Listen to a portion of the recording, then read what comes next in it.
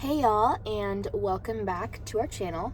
If you are new here, my name's Emily. We make recovery videos for severe anxiety, agoraphobia, panic, DPDR, etc. So, if you are struggling with that, definitely subscribe to this channel and check the description to this video because I have a link where you can join my Facebook group, download a free recovery guide that I made, and then some. So, today the topic that I want to cover is going to be a quick one, but it's so important. It's something that I feel like pretty much everyone that comes into coaching with me struggles with. I definitely struggled with, and you may be struggling with this too. So, that is basically just feeling like your case of anxiety, nervous system sensitization, whatever you want to call it, is different than everybody else's. Therefore, it's going to prevent you from recovering because your case is different. So, man, did I struggle with this. And it's hard because, you hear stories and it's so easy to be like, but, my symptoms are worse than their symptoms were. Or if I had their symptoms, I could easily recover from this. Or their symptoms didn't seem that severe. Or I've had it longer. Or whatever the case might be, right? It's so easy to get sucked into kind of like preventing your own recovery by dwelling and focusing so much on needing to hear a story that sounds exactly like yours to recover. And I saw a lot of people where I'm like, okay, they have the same symptoms, but they've only had it for 2 months, or they've had the same symptoms, but, their symptoms seem a little bit like not as bad as mine, or whatever it was, right? Like there was always something. And I will tell you, to this day, I meet so many people that definitely, think that their situation's worse than mine was, and I still feel like mine was the worst.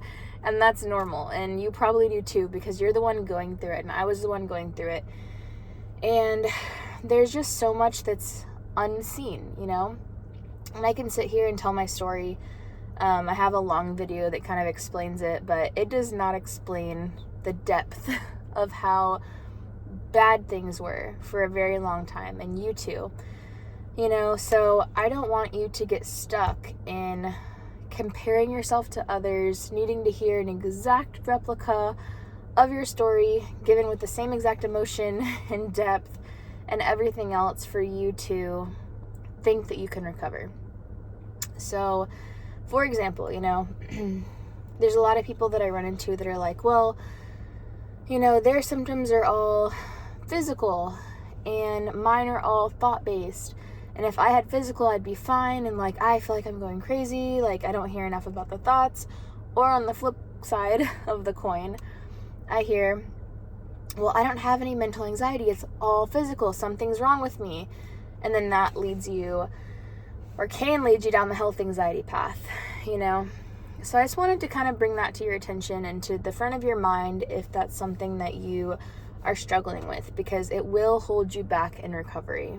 And for me, I have this channel, I have coaching, I have a free recovery guide that does list some symptoms and some thoughts and things like that. But the most important part of your recovery is going to be for you to obviously do your learning about this, which I have as much as I possibly can in that guide. What's going on, why the symptoms, why the thoughts, whatever it may be is happening. And then choosing, because it's a choice, to put your specific scenario, once you get checked out by a doctor, obviously, under the anxiety, nervous system umbrella, and choosing to not pull certain things out of the umbrella.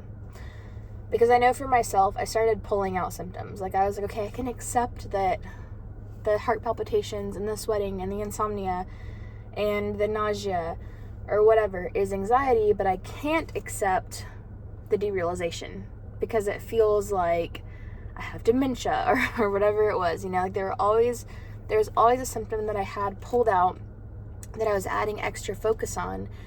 And more than anything, not only does that fuel that one symptom and make it worse ultimately, but it's going to add fuel to your whole recovery situation and slow down your recovery.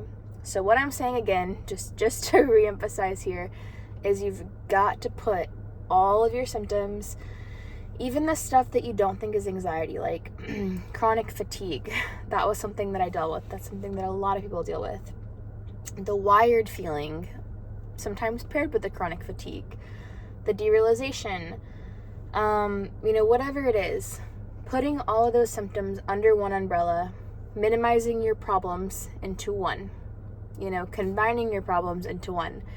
Because when we start attacking symptom by symptom by symptom, it's like going on like a wild goose chase, because you're never going to get to the source. You're going to exhaust yourself and your resources constantly trying to kind of like band-aid up on, patch up all these little holes, when in reality we need to fix the source so we don't have the problem, right? So if this hit home with you, let me know in the comments. Let me know if there's something that's still stopping you, but let me say again, it is a choice that you have to make, because I did not get to that point naturally. There was never a time where I was like, okay, you know what? This is not different.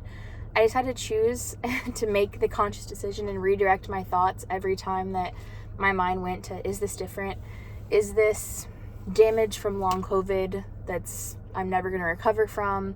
Yada, yada, yada. And had to ditch these unproductive thoughts, and choose to get on the right path and see what happened. So if you're struggling with that, let me know in the comments, what that might be that's still keeping you stuck, that you can identify. But again, it's a choice. You've got to make the choice. Download the guide. Let me know how else I can help you. Join the Facebook group, and thanks for watching.